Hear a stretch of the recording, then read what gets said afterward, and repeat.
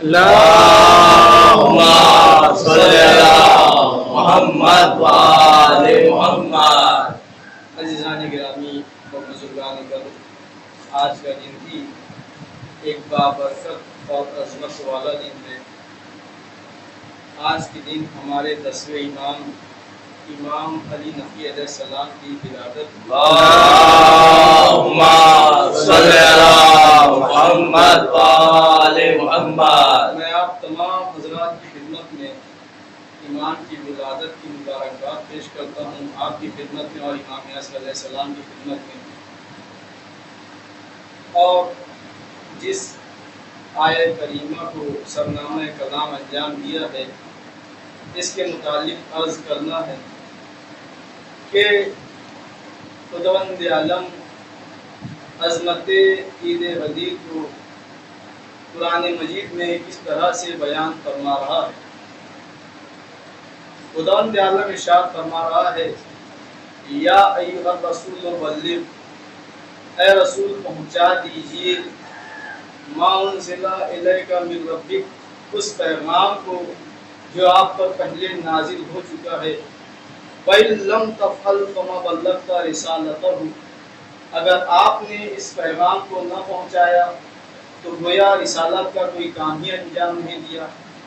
وَاللَّهُ يَعْصِمُكَ مِنَ النَّاسِ، اور خداوند عالم آپ کو لوگوں کے شر سے محفوظ رکھے گا۔ إِنَّ اللَّهَ لَا يَهْدِي الْقَوْمَ الْكَافِرِينَ، اور خداوند عالم کافر قوم کی ہدایت نہیں کرتا۔ یہاں شان نزول میں جب اس آیت کو دیکھا گیا تو اس آیت کا شان نزول یہ ملتا ہے کہ یہ آیت مبارکہ غدیر خم کے میدان میں پیغمبر اکرم جب حج سے واپس ہو رہے تھے، اس وقت جبرائیل امین اس آیت کو لے کر نازل ہوتے ہیں اور پیغمبر اکرم سے خطاب ہوتا ہے کہ اے رسول، اس پیغام کو پہنچا دیجئے جو پہلے بھی آپ تک آ چکا ہے۔ یہاں عظمت غدیر دیکھیے اور اس پیغام کی عظمت کو دیکھیے کہ جس پیغام کو پہنچانے کے لیے پیغمبر اسلام کو حکم ہو رہا ہے، اس لیے کہ اس سے پہلے جو پیغمبر اسلام سے خطاب ہوتا رہا، خداوند عالم جو پیغمبر اسلام پر آیتیں نازل کرتا رہا، ان آیتوں میں خداوند عالم کا کلام کا انداز کچھ اور ہوتا تھا اور اس آیت میں انداز کلام کچھ اور نظر آ رہا ہے۔ پہلے جب کلام ہوتا تھا تو خداوند عالم خطاب کرتا تھا یا مزمل یا مدثر، یعنی کبھی مزمل کہہ کر پکارتا تھا، کبھی مدثر کہہ کر پکارتا تھا، لیکن یہاں عظمت پیغام کو دیکھیے کہ منصب رسالت کو خطاب کر کے خداوند عالم ارشاد فرما رہا ہے کہ اے رسول، یعنی منصب رسالت کو خداوند عالم خطاب کر رہا ہے۔ یہ عظمت ہے اس پیغام کی جس پیغام کو پہنچانے کا حکم ہو رہا ہے۔ تو اس پیغام کو پہنچانے کے لیے پیغمبر اکرم کے پاس جو پیغام پہلے سے آ چکا تھا، اس کو پہنچانے کے لیے پیغمبر اکرم نے اسی طرح سے اہتمام بھی کیا کہ جس طرح کا وہ پیغام تھا۔ جو حاجی افراد دور جا چکے تھے، آگے نکل چکے تھے، انہیں واپس بلایا جاتا ہے، اور جو پیچھے رہ چکے تھے ان کا انتظار کیا جاتا ہے۔ اور جب 1.25 لاکھ حاجیوں کا مجمع ایک جگہ غدیر خم کے میدان میں جمع ہو گیا تو پیغمبر اکرم نے منبر بنوایا، اونٹوں کے کجاووں کا منبر بنایا گیا۔ اللہم صلی علی محمد وآل محمد۔ اونٹوں کے کجاووں کا منبر بنایا جاتا ہے، اور جب 1.25 لاکھ حاجی وہاں جمع ہو جاتے ہیں تو پیغمبر اکرم اس منبر پر تشریف لے جاتے ہیں، اور عالم یہ ہے کہ دھوپ ہے، شدت کی دھوپ ہے، دوپہر کا وقت ہے۔ دوپہر کے وقت پیغمبر اکرم خطبے کے لیے منبر پر تشریف لے جاتے ہیں، اور تشریف لے جانے کے بعد ایک طویل خطبہ ارشاد فرماتے ہیں۔ طویل خطبہ ارشاد فرمانے کے بعد تمام حاجی افراد سے اقرار لیتے ہیں الست اولا بکم من انفسکم، کیا میں تم پر تمہارے نفسوں سے زیادہ حاکم نہیں ہوں؟ جب پیغمبر اکرم نے یہ جملہ کہا کیا میں تم پر تمہارے نفسوں سے زیادہ حاکم نہیں ہوں، الست اولا بکم من انفسکم، یہاں پیغمبر اکرم ولایت کی معانی کو بیان کر رہے ہیں۔ جو بعض افراد کہہ دیتے ہیں کہ آیا ولایت میں جو ولایت کی معنی ہے وہ دوست کی معنی ہے یا بھائی کی معنی ہے، جیسا کہ دوسری آیت قرآن مجید میں ارشاد وارد ہوئی ہے، نازل ہوئی ہے، انما ولیکم اللہ ورسولہ والذین آمنوا الذین یقیمون الصلاۃ ویؤتون الزکاۃ وہم راکعون، کہ صرف اور صرف اللہ تمہارا ولی ہے، رسول تمہارے ولی ہے، اور وہ صاحبان ایمان جو حالت رکوع میں زکوٰۃ کو ادا کرتے ہیں وہ تمہارے ولی ہے۔ جب یہاں ولایت کا ذکر ہوا تو لوگوں نے کہا یہاں ولایت کی معنی دوستی کی ہے، یہاں ولایت کی معنی بھائی کی ہے، لیکن غدیر خون کے میدان میں پیغمبر اکرم نے اس ولایت کی معنی کو واضح کر دیا اور بتا دیا کہ ولایت کی معنی کیا ہے۔ 1.25 لاکھ حاجیوں کے مجمع میں سب سے اس معنی کا اقرار لے رہے ہیں، ارشاد فرماتے ہیں الست اولا بکم من انفسکم، کیا میں تم پر تمہارے نفسوں سے زیادہ حاکم نہیں ہوں؟ یعنی ولایت کی معنی کیا ہے؟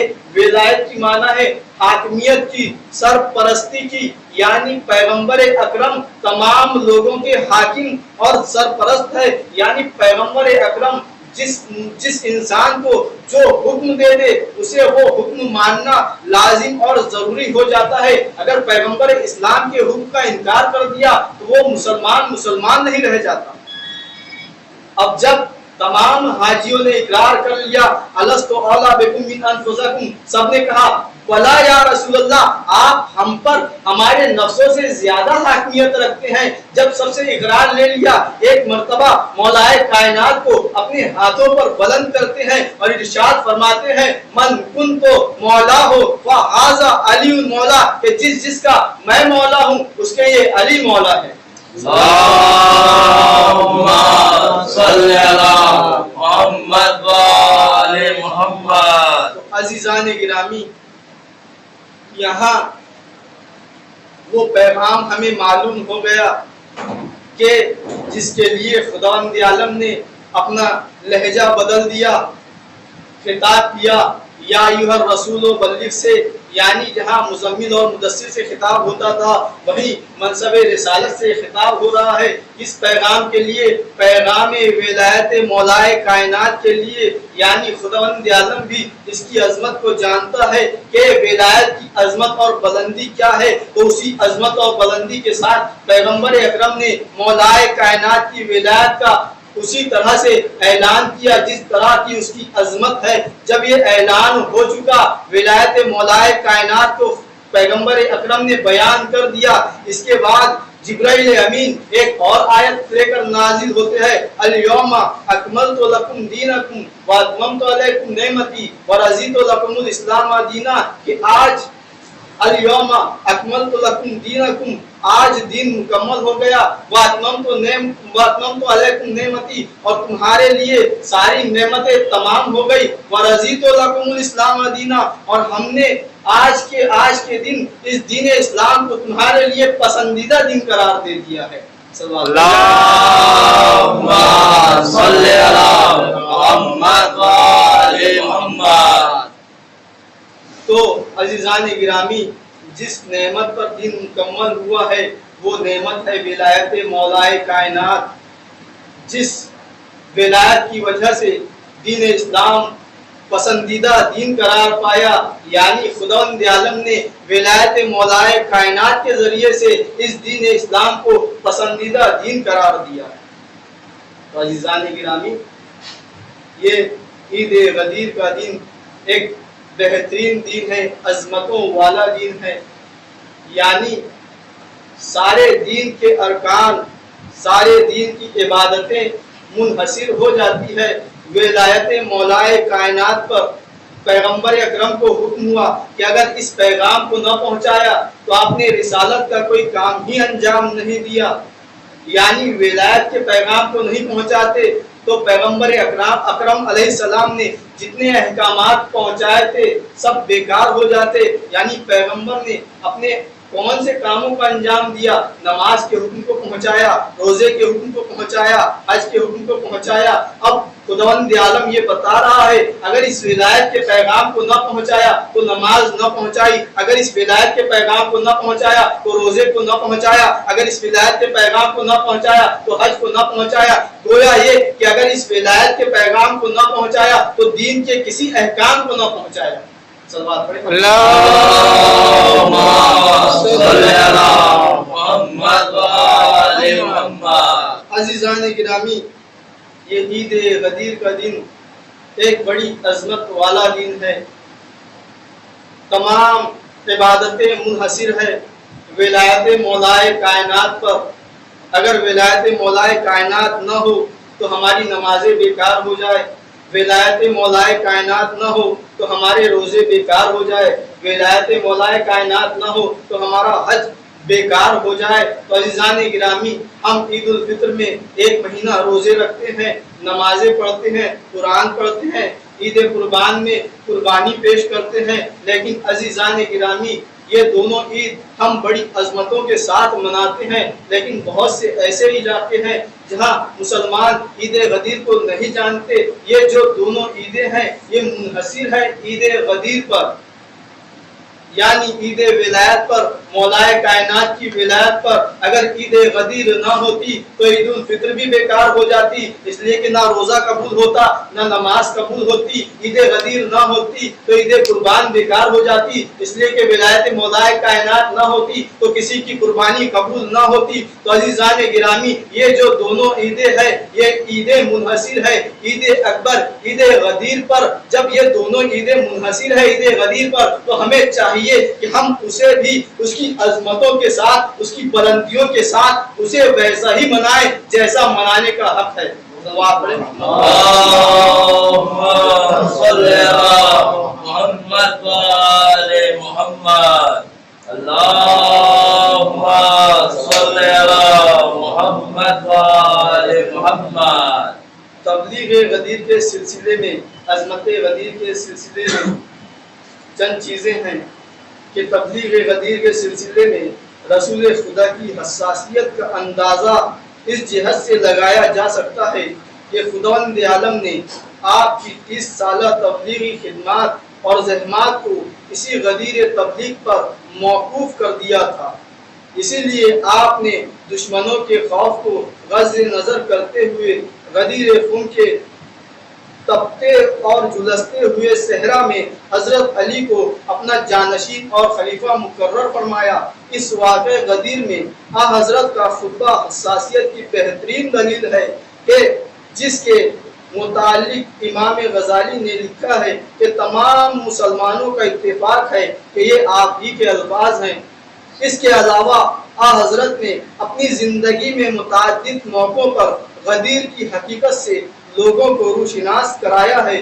یہاں بطور نمونہ صرف 2 حدیثیں نقل کی جا رہی ہے کہ شیخ صدوق نے اپنی کتاب امالی میں امام باقر علیہ السلام سے اور انہوں نے اپنے جد بزرگوار سے نقل کیا ہے کہ ایک دن رسول خدا نے علی علیہ السلام سے فرمایا، اے علی، خداوند عالم نے یہ آیہ مبارکہ یا ایھا الرسول بلغ ما انزل الیک من ربک وان لم تفعل فما بلغت رسالتہ واللہ یعصمک من الناس، یہ اس کو تمہاری ولایت کے متعلق نازل فرمایا ہے. یہ پیغمبر اسلام مولائے کائنات سے ارشاد فرما رہے ہیں تاکہ میں اس کی تبلیغ کروں. بے شک جو شخص خدا سے تمہاری ولایت کے بغیر ملاقات کرے اس کا کردار باطل ہے. یہ پیغمبر اکرم ارشاد فرما رہے ہیں کہ جو شخص تم سے تمہاری ولایت کے بغیر ملاقات کرے اس کا کردار ہی باطل ہے.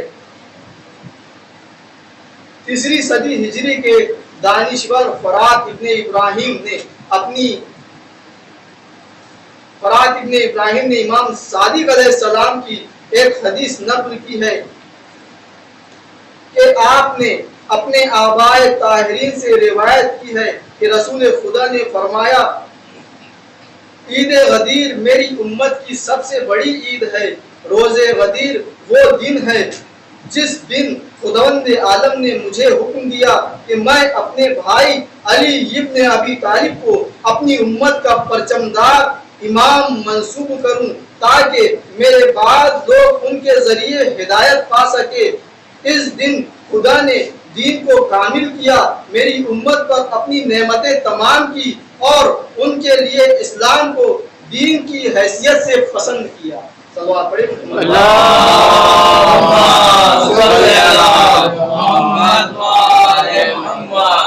صرف پیغمبر اسلام نے ہی نہیں بلکہ مولا کائنات نے بھی غدیر کی اہمیت کو بیان کیا ہے۔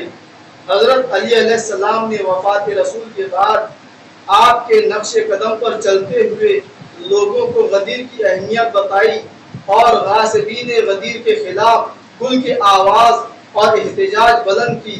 اس سلسلے میں آپ نے اکثر جگہوں پر انتہائی سخت اور تند لب و لہجہ بھی اختیار کیا۔ چنانچہ آپ برابر حضرت کے اصحاب و انصار سے روز غدیر کے بارے میں سوال کرتے تھے اور لوگ سر جھکا کر اس بات کا اقرار کرتے تھے۔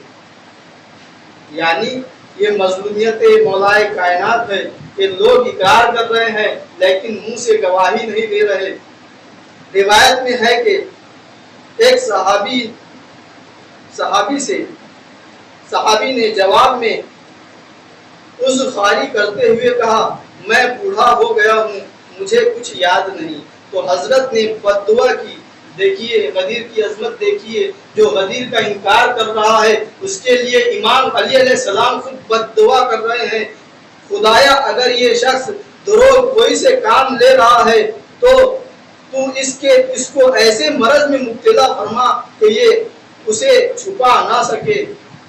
چنانچہ وہ برص کے مرض میں اس طرح مبتلا ہوا کہ ان کی پیشانی تک پھیل گیا اور لوگوں سے چھپا نہ سکا۔ حضرت نے حدیث غدیر کے سلسلے میں مختلف موقعوں پر متعدد لوگوں سے بہت سے احتجاج اور استدلال کیے ہیں۔ صلوات پڑھیں۔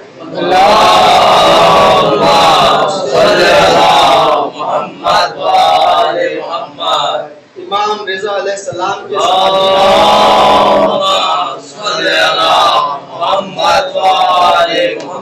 ایاز ابن محمد ترموسی کا بیان ہے، میں غدیر کے دن امام رضا علیہ السلام کے دولت پر حاضر ہوا، بہت سے خالص و مخلص اصحاب موجود تھے۔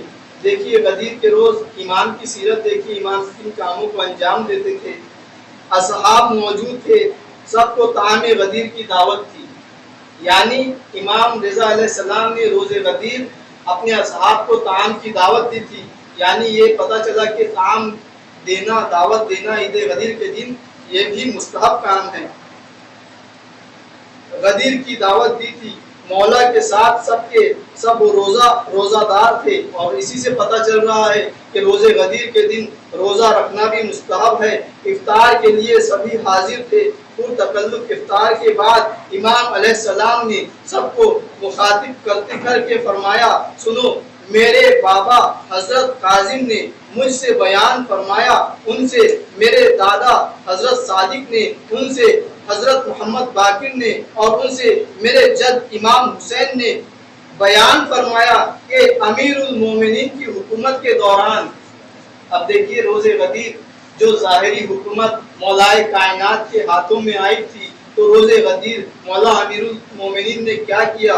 حکومت کے دوران ایک سال غدیر اور جمعہ دونوں عیدیں ایک ساتھ جمع ہو گئی۔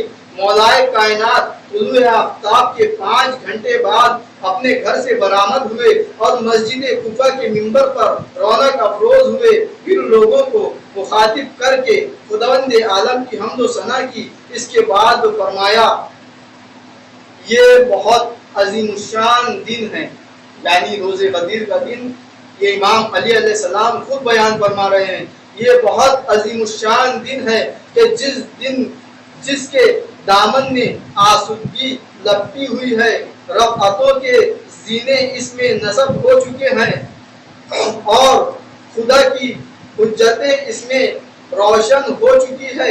یہ خدا کی بات کے واضح کرنے کا دن ہے، یہ محل صراحت طلوع حقیقت کا دن ہے، یہ روز کمال کا دن ہے، یہ روز عید بھی ہے، اور جس کا عہد لیا گیا وہ دن بھی ہے، یہ گواہی دینے والا اور گواہی دیا ہوا روز ہے، یہ نفاق اور انکار کی گرہوں کو کھولنے والا دن ہے، یہ حقائق ایمان بیان کرنے کا دن ہے، یہ شیطان کے کچلنے کا دن ہے، یہ حق کے ثابت ہونے کا دن ہے، یہ اسی فیصلے کا دن ہے جس کا تم سے وعدہ تھا۔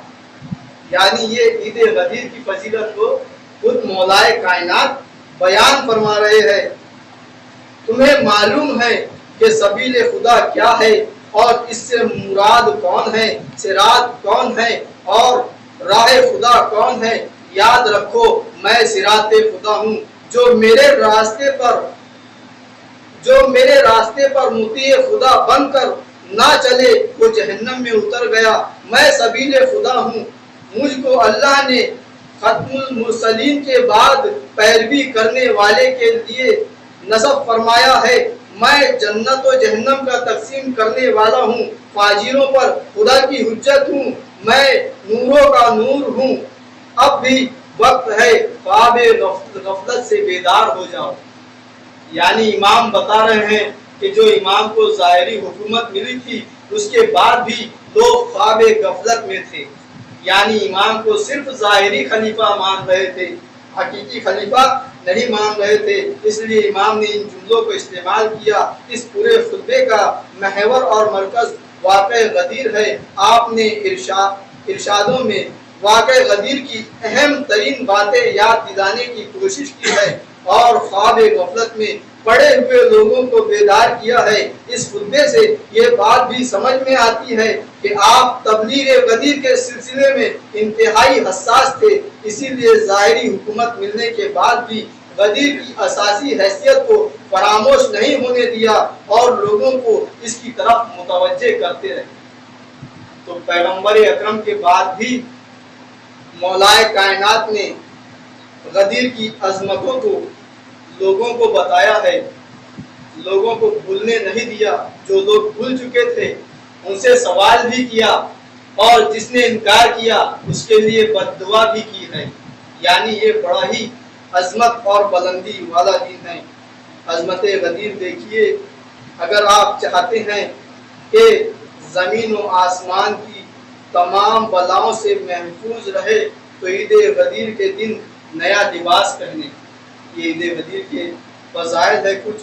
اگر آپ چاہتے ہیں کہ آپ کے رزق و روزی میں برکت ہو تو عید غدیر کے دن نظر غدیر دلائیں۔ اگر آپ چاہتے ہیں کہ پورے سال کی نمازیں اللہ کی بارگاہ میں قبول ہو تو عید غدیر کے دن نماز عید غدیر ادا فرمائیں۔ اگر ہم چاہتے ہیں کہ ہماری پورے سال کی نماز بارگاہ الہی میں قبول ہو جائے تو عید غدیر کے دن عید غدیر کو انجام دیں۔ اگر آپ چاہتے ہیں کہ آپ کی زندگی خوشیوں سے بھری رہے تو عید غدیر کے دن اپنے گھروں میں چراغاں کریں۔ اگر آپ چاہتے ہیں کہ انبیاء اکرام آپ کے دسترخوان پر شرکت فرمائیں تو عید غدیر کے دن محبان امیر علیہ السلام کو کھانا کھلائیں۔ محبان امیر علیہ السلام کو کھانا کھلانا انبیاء اور مرسلین کو کھانا کھلانے کے برابر ہے۔ اگر آپ چاہتے ہیں کہ آپ کی جیب کبھی خالی نہ رہے تو عید غدیر کے دن محبان غدیر کو عیدی تقسیم کریں۔ اگر آپ چاہتے ہیں کہ آپ کے مومن دوست دنیا اور آخرت میں بچھڑنے نہ پائیں تو عید غدیر کے دن آپس میں گلے ملے۔ اگر آپ چاہتے ہیں کہ آپ کی پہچان ختم نہ ہونے پائے تو عید غدیر کے دن کو نہ بھولیں۔